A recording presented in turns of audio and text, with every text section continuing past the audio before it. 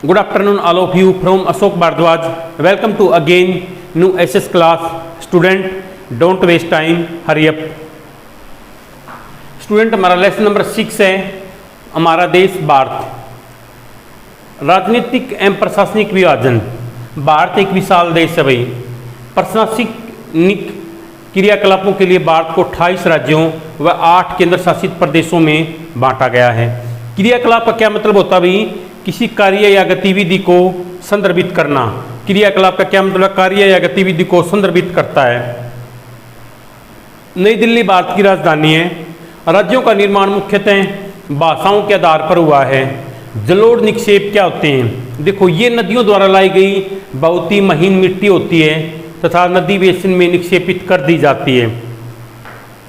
देखो, जलोढ़ क्या भाई?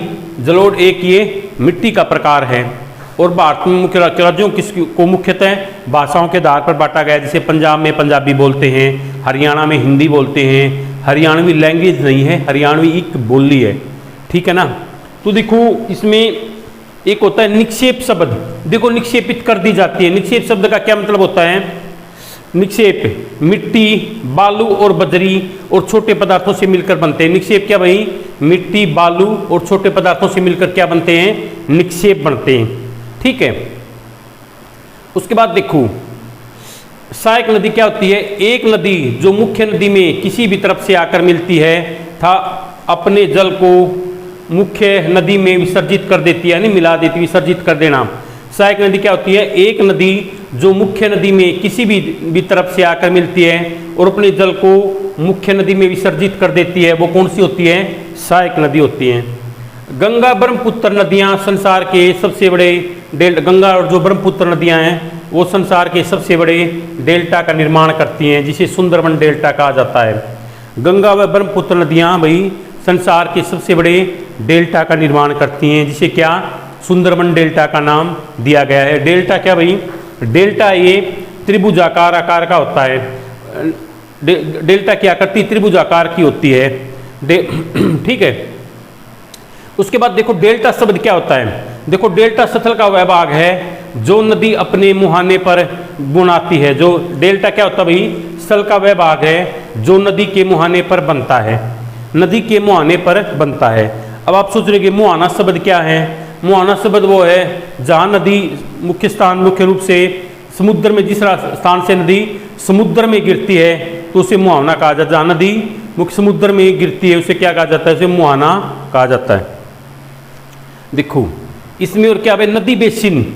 एक शब्दार नदी बेसिन क्या है? वह भूगर्भीय क्षेत्र है जहाँ सभी जल स्रोत जैसे नदियाँ, झीलें, नाले निश्चित नदी की धारा में बहते हैं। नदी बेसिन क्या होता है भाई?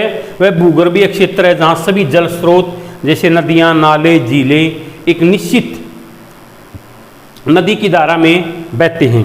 आगे होता है निक्षेपित करना। निक्षेपित करना क्या होता है भाई? किसी विशेष स्थान पर एकत्रित करना। निक्षेपित करना का क्या मतलब है? किसी विशेष स्थान पर एकत्रित करना। अच्छा भाई, आगे देखो भाई, डेल्टा नदी के मुहाने पर बनता है जहाँ नदी अपना बहाव समाप्त कर देती है। डेल्टा कहाँ भाई? नदी के मुहाने पर बनता है जहाँ पर नदी अपना बहाव समाप्त कर देती है, ठीक है। उसके बाद मुहाना क्या होता है भाई?